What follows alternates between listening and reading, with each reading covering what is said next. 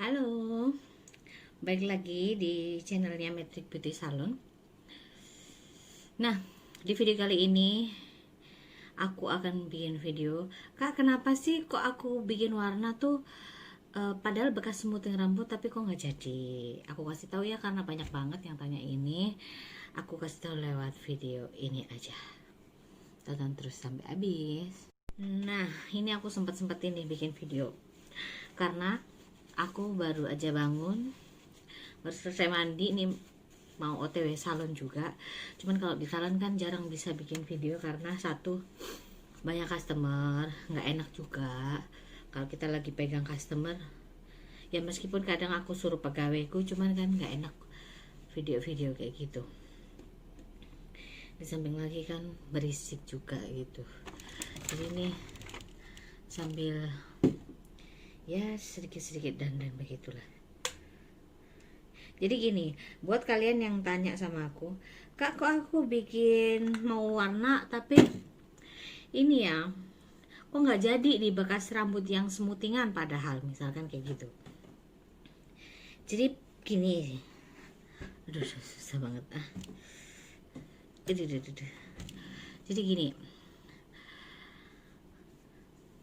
bisa jadi itu karena beberapa faktor.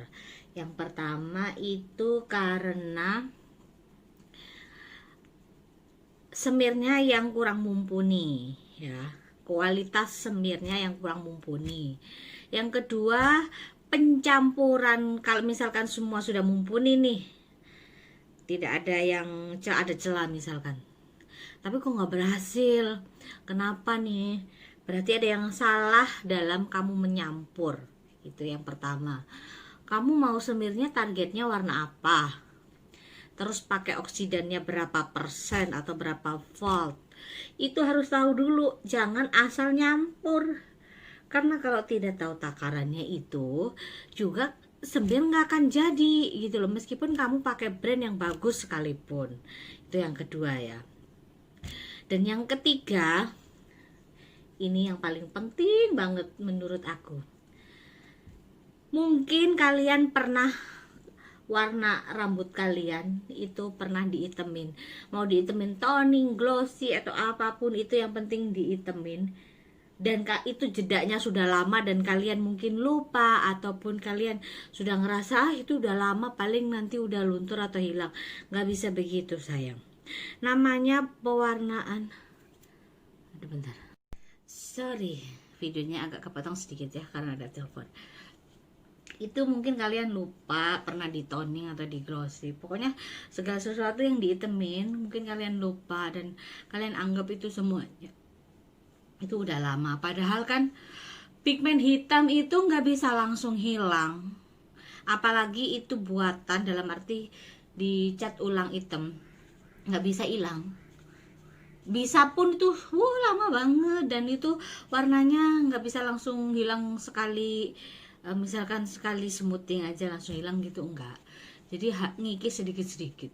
Bahkan habis di smoothing pun itu warnanya kan ngikisnya cuma sedikit-sedikit, nggak bisa semuanya. Nah kalau aku mau warna posisi kayak rambut kayak gini tuh gimana ya, sebenarnya itu gampang-gampang susah. Gampang-gampang susahnya itu gampang ketika kalian mendapatkan, maksudnya kalian datang ke satu salon yang memang benar-benar mumpuni, itu satu. Yang kedua, susah kalau kalian nggak dapet salon yang nggak mumpuni, ataupun kalian nyemir sendiri itu susah. Karena apa? Karena kalau kita mau warna itu butuh yang namanya oksidan kita itu lengkap, dari yang terendah sampai yang tertinggi. Itu poin yang harus diperhatikan. Dan misalkan kalau kita mau warnai rambut yang ini, rambutku udah di smoothing nih kak, udah di smoothing, terus aku mau warna misalkan nggak usah yang jauh-jauh lah, misalkan mau warna coklat gitu, kok nggak jadi ya gitu. Nah itu kalian harus observasi dulu. Kalian milih warnanya itu di maksudnya warna yang seperti apa nih? Misalkan kalau target kalian coklatnya kayak rambut aku ini target kalian habis smoothing rambut nih, target kalian warna ini, kelihatan jelas nggak sih? Berat, dan rambut kalian mungkin pernah diitemin ataupun pernah pokoknya ditemen lah. Nah, mungkin kalian lupa atau bagaimana. Caranya gimana ya Kak supaya cepet jadi? Jadi gini, kalian ambil tone warna yang satu kali di atasnya ini. Maksudnya bagaimana ya Kak ya? Jadi maksudnya gini, ini warna ini mungkin ada sebagian menurut kalian ini warna sudah terlalu terang ya. Tapi kalau kita posisi dari rambut yang bekas hitam atau sangat hitam alami sekali, kalian mau ambil warna kayak gini terus mau cat gini, kalian ngambil tone warna yang sama, itu kemungkinan besar jadinya 50-50 ya, karena terkadang kalau rambut asli yang pigmennya sangat hitam sekali itu juga agak susah. Caranya gimana supaya jadi sesuai dengan target? Itu kalian harus ngambil satu level di atasnya. Misalkan ini di kode 11 nih. Ya di 11 misalnya kalian harus ambil di atasnya itu gitu loh. Harus lebih terang daripada ini. Kenapa harus terang? Nanti kalau tukar keterangan gimana? Nggak mungkin. Kenapa nggak mungkin? Karena dari pigmen rambut yang sangat hitam itu mustahil langsung kelihatan hasilnya ngejreng seperti color book yang kalian tunjuk. Itu yang poin yang harus diperhatikan. Harus ngambil warna 1 tone atau 2 tone di atasnya. Supaya apa? Supaya nanti hasilnya sama. Karena warna kayak begini pun kalau kalian ngambil yang sama belum tentu jadi. Bisa jadi lebih gelap. Karena kalian tidak memperhatikan pigmen rambut itu sendiri. Dan yang kedua, kalau kalian ngambil 2 tone atau 1 tone di atasnya rambut cat target kalian, itu sudah pasti nanti akhirnya dia kan misalkan itu terlalu terang gitu ya, nanti dia warna akan turun pasti, entah itu 1 tone itu sudah pasti turun dan pasti hasilnya akan sama. Dan aku kalau ngerjain warna rambut itu kayak gitu, jadi aku tidak customer mau yang warna ini, misalkan mau warna coklat tua gitu, coklat tua aku selalu kasih yang aduh ada telepon lagi bentar. Aduh sorry, ada telepon terus dari papaku. Jadi kalian harus ambil 1 tone di atasnya atau 2 tone di atasnya, baru semir target yang kalian inginkan itu pasti akan jadi. Itu caranya tuh kayak gitu. Aku sih kadang itu pengen aku bikin video-video kayak gitu, tapi waktunya ya, kalau kita di depan customer itu, kalau kita video gitu tuh kita ini nggak enak sendiri, karena kan kita kerja bukan hanya megang satu customer yang warna itu aja, kita juga pegang yang lain. Jadi nggak bisa seenaknya kita video gitu. Kadang kita kan jaga perasaan customer, kan ada yang nggak mau di video gitu. Kadang aku ambil foto pun yang aku taruh di feed Instagram ataupun di Facebook itu kan selalu dari belakang. Aku jarang banget nge-shoot dari depan, kecuali customer itu tidak masalah kayak gitu-gitu, itu baru. Tapi yang pasti poinnya di situ sih, kalau kalian mau warna harus bener-bener naik levelnya. Kalau kalian mau target yang misalkan seperti ini, kalau mau target uang warna gelap itu kayak gimana Kak dari rambut hitam, nah itu tetap kalian harus ngambil yang warna agak cerah dulu gitu loh. Dan kalian itu kerjanya hitungannya waktu ya, harus cepet. Kalian nggak bisa setelah oleh semir terus leha-leha gitu, nggak bisa. Harus selalu dicek 15 menit, dicek warnanya kira-kira udah menyerupai belum. Kalau belum, kita timpa warna lagi per setengah jam ya. Terkadang kasus tidak jadi pun karena bukan customer sih, pelaku usaha salon itu pelit dalam kasih semir. Itu yang sering kali aku terjadi. Jadi rata-rata itu ya, satu kotak sudah ada isinya 2 gitu. Ya udah itu yang diolesin. Jadi nggak jadi itu, nggak bisa kayak begitu ya. Kalau kita ada usaha salon dan kita sebagai hairstylist atau apalah itu namanya, kalau customer mau rambut yang sesuai dengan dia mau, ya harus jadi gitu loh. Kecuali rambut itu baru aja diitemin, baru jedanya mungkin 1 minggu berapa hari gitu. Nah itu hal yang mustahil kalau nggak pakai bleaching ya. Nggak boleh pelit, itu kuncinya. Kalau aku nih di salon nih, misalkan targetku ini bekas kayak rambut yang habis di smoothing tapi pigmen hitamnya susah hilang. Kita memburu dalam arti memburu waktu ya. 15 menit pertama kita cek. Oh belum terlalu masuk, kita biarin dulu sampai 30 menit. 30 menit ada pergerakan dalam arti warnanya sudah mulai masuk tapi belum terlalu ke target banget gitu. Kita harus timpa semir lagi. Kita harus timpa semir lagi dengan komposisi 1:1. Nggak boleh banget encer ya. Harus bener-bener creamy, kental gitu. Supaya apa? Supaya cepet jadi, ya kan? Dan setelah setengah jam itu, misalkan nih setengah itu kan kalau aku mau warna gitu, yang atas itu selalu aku kasih jeda satu jari gini. Supaya apa? Karena rambut deket otak, deket ini tuh cepat jadi, dia panas. Jadi misalkan ketimpa warna apapun, dia pasti akan jadi duluan daripada yang bawah. Nah itu terkadang kasus yang sering dialami orang-orang kalau nyemir rambut itu belang-belang. Kadang kurang tahu tekniknya gitu loh. Harus dikasih jeda ya sayang. Dikasih jeda satu gini aja udah cukup. Kita kerjain yang bawahnya. Misalkan dalam 30 menit itu udah jadi nih. Oh warnanya sudah menyerupai nih. Hampir misalkan 85%. Semir yang ada di bawah ini tadi yang bekas kita oles. Yang kita oles 2 kali ini tadi. Kita peret, kita ambil, kita taruh di atasnya. Ya, kita peret, kita taruh di atasnya. Nah yang bawah kita lihat nih, kita cek bener-bener. Oh sudah mulai merasuk gak ya. Dan kan meskipun diperet itu masih ada sisa-sisanya. Dan itu pun semir akan kerja terus. Aduh, masuk angin.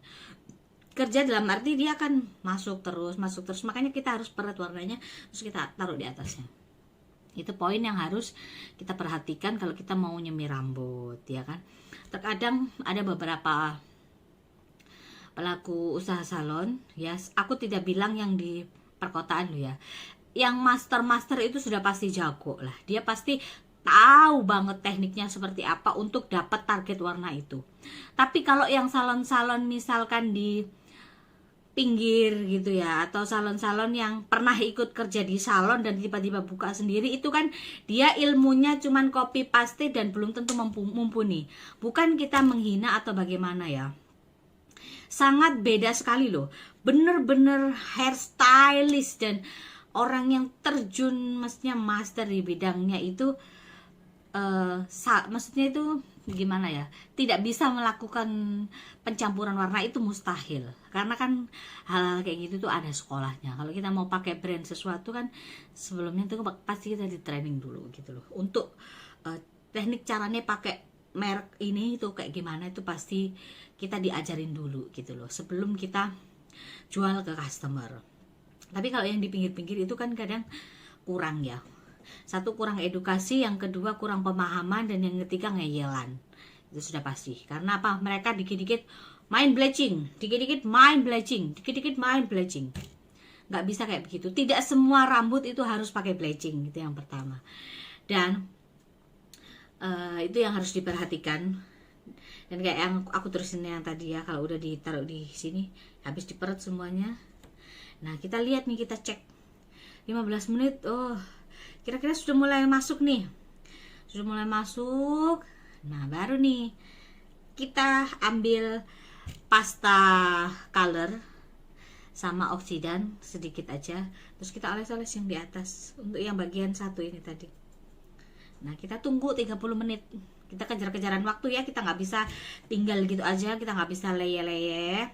Kita cek kalau udah benar-benar masuk menyerupai target, baru deh kita bilas. Pasti kalian akan jadi tuh, maksudnya hasil sebenarnya itu pasti akan jadi. Itu yang harus benar-benar diperhatikan kalau kalian mau warna.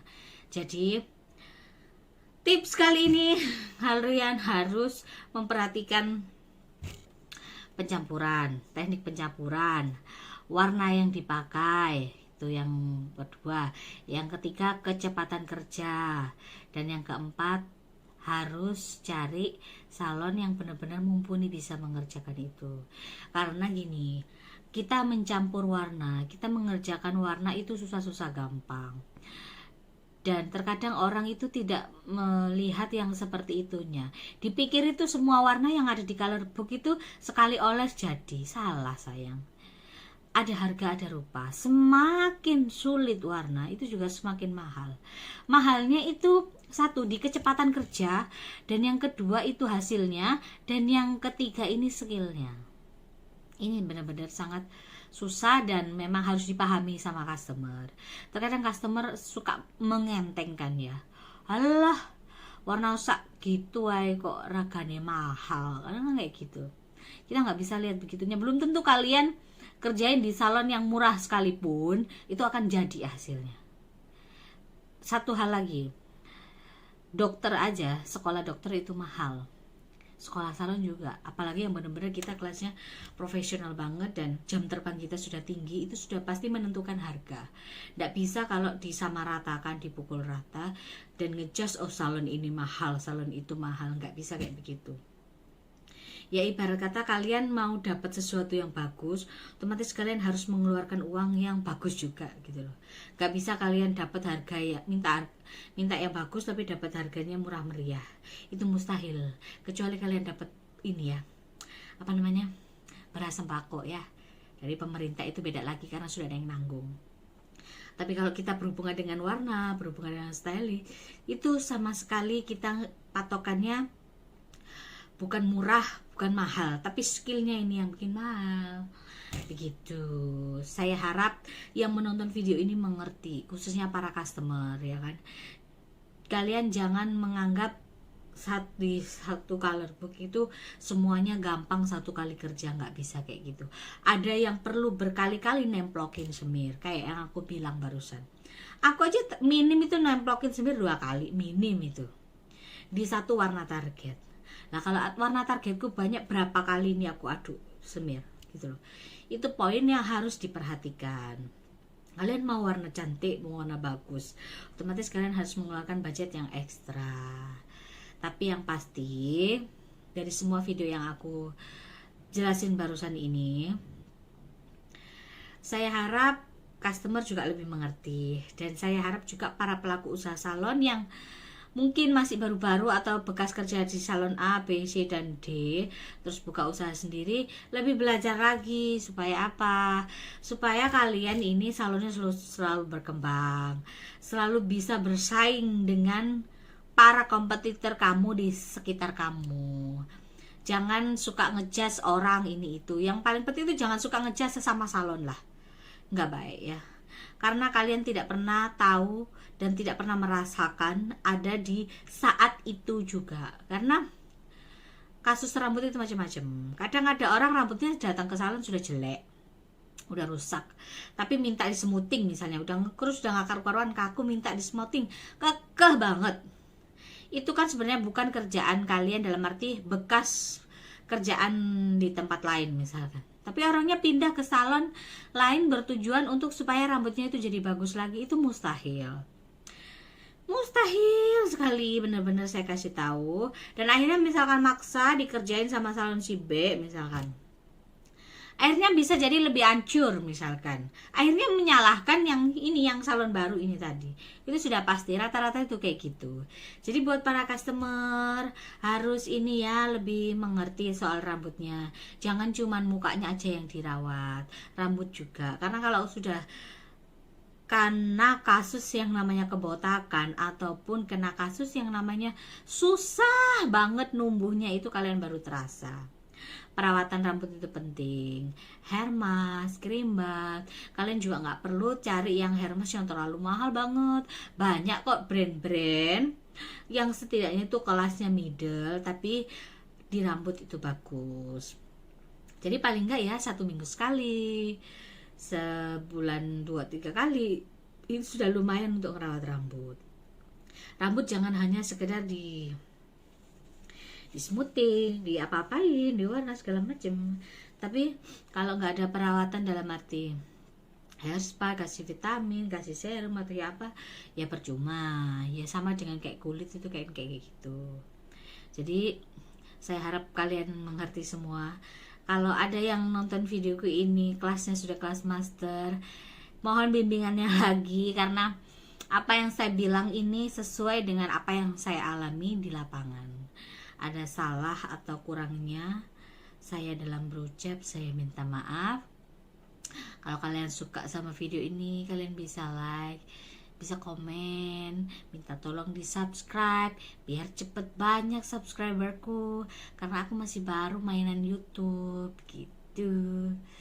Terima kasih buat semuanya, semoga kalian selalu sukses terus, amin.